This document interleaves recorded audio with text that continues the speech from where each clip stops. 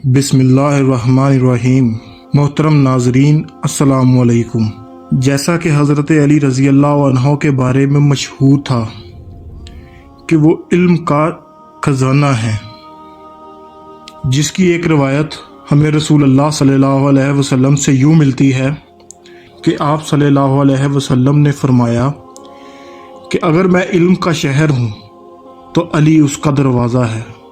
हज़रत अली के बारे में मशहूर था कि उनसे एक सवाल अगर बार बार दोहराया जाए तो वो उसका जवाब भी बदल बदल कर दिया करते थे।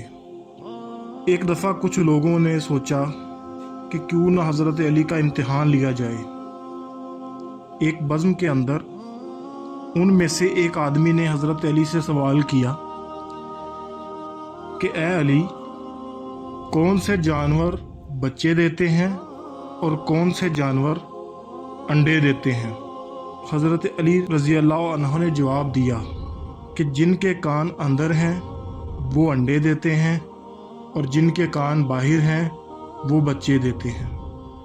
वो आदमी जवाब सुनकर बैठ गया तो एक दूसरा आदमी खड़ा हुआ और यही सवाल दोहराया कि ए अली, कौन से जानवर हैं जो बच्चे देते हैं और कौन से जानवर हैं जो अंडे देते हैं।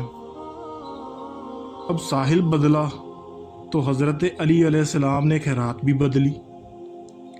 चूँकि हज़रत अली अलैहिस्सलाम के बारे में मशहूर था कि वो कभी भी एक साहिल को पुरानी खैरात नहीं देते थे, इसलिए हज़रत अली रज़ी अल्लाह अन्हु ने जवाब भी बदला। हज़रत अली रज़ी अल्लाह अन्हु ने जवाब दिया, सुनो, जो अपने बच्चों को दूध पिलाते हैं वो बच्चे देते हैं और जो अपने बच्चों को ग़िज़ा यानी दाना खिलाते हैं वो अंडे देते हैं। दूसरा आदमी जवाब सुनकर बैठ गया। अब उनमें से एक तीसरा आदमी खड़ा हुआ और यही सवाल दोहराया कि ए अली, कौन से जानवर बच्चे देते हैं और कौन से जानवर अंडे देते हैं। हज़रत अली अलैहिस्सलाम मुस्कुराए और कहा, तेरे लिए भी नया जवाब ही है। सुन, जो अपनी ग़िज़ा को चबा कर खाते हैं वो बच्चे देते हैं और जो अपनी ग़िज़ा को सिर्फ निगलते हैं वो अंडे देते हैं। मजमे में हैरानी छा गई और हर कोई खामोश हो गया। हज़रत अली अलैहिस्सलाम ने फरमाया, खामोश क्यों हो गए हो? अगर अब भी किसी की तसल्ली नहीं हो रही तो यही सवाल दोहराते जाओ।